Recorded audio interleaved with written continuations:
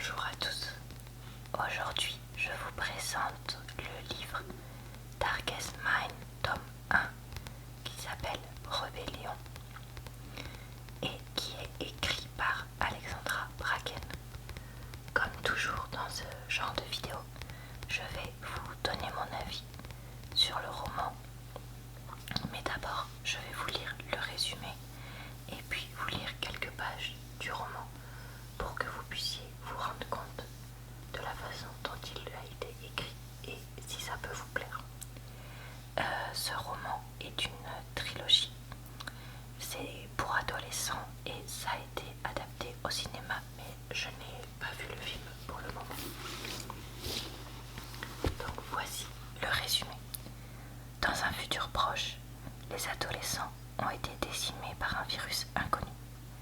Les survivants, dotés de pouvoirs psychiques incontrôlables, sont classés par couleur en fonction du danger qu'ils représentent et parqués dans des camps. Ruby et quelques autres refusent cette fatalité et s'enfuient. Échapperont-ils à leurs poursuivants?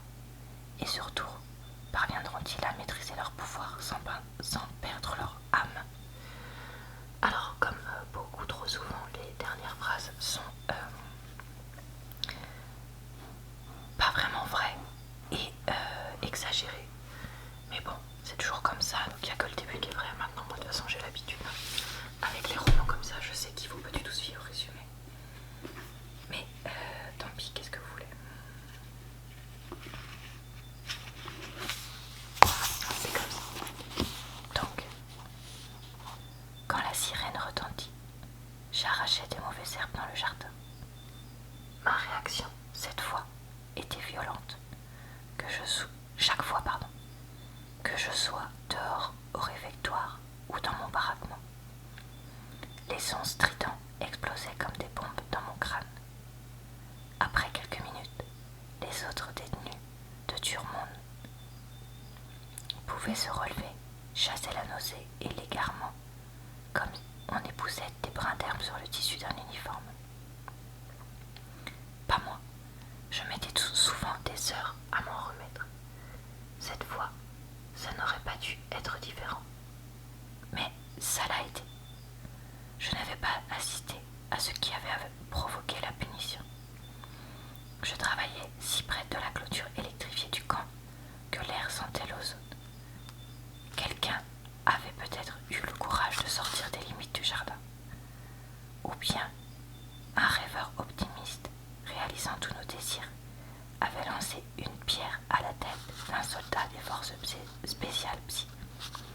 Si c'était le cas, il n'y avait rien à regretter.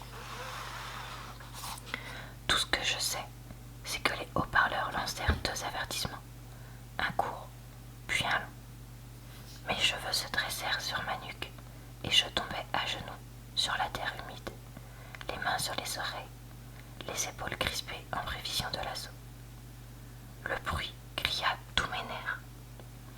Il franchit la barrière de mes mains, couvrit les hurlements de mes centaines de camarades et s'installa au centre de mon cerveau. Un flot de larmes jaillit de mes yeux. Je tentais d'enfoncer mon visage dans la terre. Coups d'humus et de sang sur mes lèvres. Près de moi, une fille bascula en avant, la bouche ouverte en un cri que je n'entendis pas. Tout le reste devint flou. Mon corps se crispa de plus en plus au rythme des modulations du son, se recroquevilla comme un morceau de vieux papier jauni. Quelqu'un me prit par les épaules et me secoua. J'entendis mon nom, Ruby, mais je fus incapable de réagir. Je sombrai dans le néant, puis le noir et le silence. La première victime fut Grace Summerfield, du moins la première dans ma classe du cours moyen. Je suis sûre que des milliers de gamins, peut-être même des centaines de milliers, avaient déjà succombé. Les gens avaient mis longtemps à comprendre, ou bien s'étaient arrangés pour ne rien voir, alors que les enfants mouraient depuis longtemps. Quand la nouvelle des décès s'était finalement répandue, mon école avait formellement interdit aux enseignants et au personnel de parler devant nous de la maladie d'Everhard. Ne ainsi à cause de Michael Everhart, sa première victime connue. Bientôt, il avait été décidé de lui donner un véritable nom. Neurodégénérescence idiopathique aiguë des adolescents, NIAA. Ensuite, ce ne fut plus seulement que la maladie de Michael. Qu'est-ce que j'ai pensé de ce livre? Eh ben, c'est un des premiers livres que j'ai vraiment bien aimé de ce dernier mois, je crois, voire mois et demi, parce que c'est vrai que ces derniers temps j'avais eu plus de déceptions que de vraies bonnes découvertes. Et ben ça fait partie des vraies bonnes découvertes. Alors bon, comme toujours, vous le savez si vous suivez ma chaîne, je me méfie quand on est dans une trilogie parce qu'il y a souvent un ou deux tomes qui peuvent être un peu nuls. Mais bon, là c'est le tome 1 et il est vraiment bien. Déjà j'adore la façon dont c'est écrit, je sais pas si vous avez repéré ça aussi, mais c'est écrit de façon très réaliste, très simple, mais en même temps suffisamment descriptive. Il y a quelques petits mots par-ci par-là qui permettent de décrire, mais on n'en fait pas des caisses en disant les grands bâtiments gris en forme de L, le long desquels il y avait de l'herbe pour décrire le camp où elle se trouve. Non, on dit juste pouf, elle tombe dans la terre, terminée. Voilà, enfin, et ça a un côté très brut que j'ai vraiment bien aimé dans ce roman. C'est un roman haletant, j'ai envie de dire, dans le sens où on est toujours un peu qu'est-ce qui va se passer, qu'est-ce qui va se passer.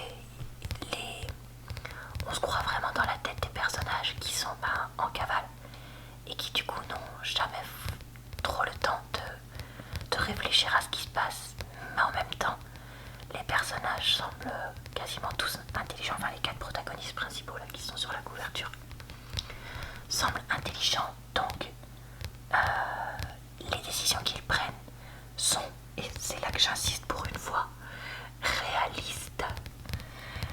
Ah, ça fait plaisir de voir un livre pour adolescents réaliste, où il n'y a pas des trucs complètement débiles tirés par les cheveux, où oui, il y a des adolescents avides de pouvoir, oui, il y a des adolescents pervers, oui, il y a des adolescents intelligents, oui, il y a des adolescents traumatisés, comme en vrai. Et ça, c'était vraiment, vraiment agréable.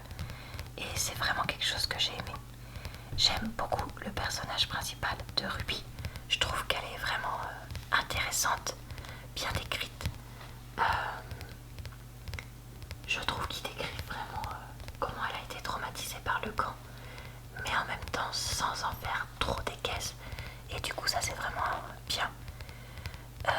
J'aime beaucoup les 3 autres personnages principaux qui ont tous des histoires différentes, mais qui sont cohérentes et qui permettent de voir un peu de tout et un peu de diversité dans ce roman.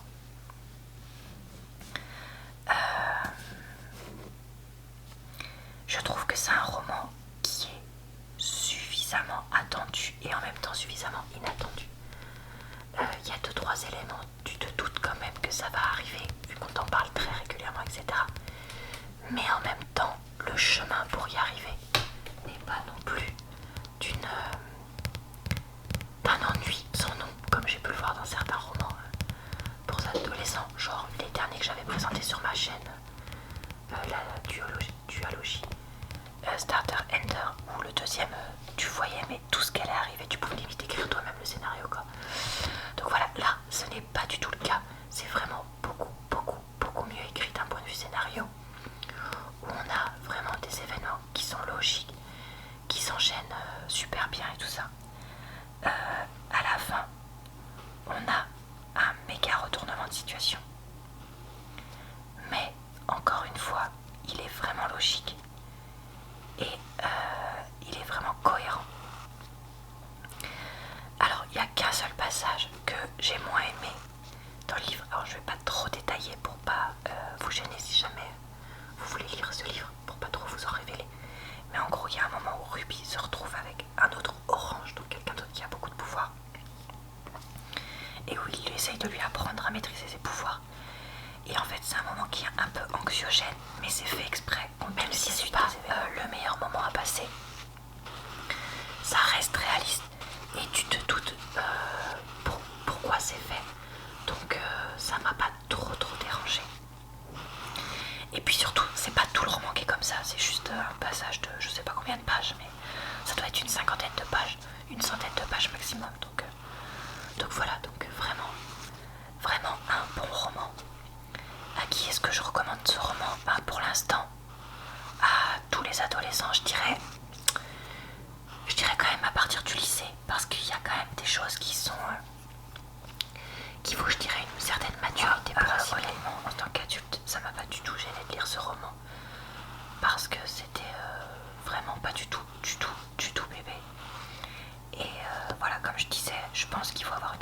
maturité pour accepter certains événements comme des décès, le camp, des choses comme ça.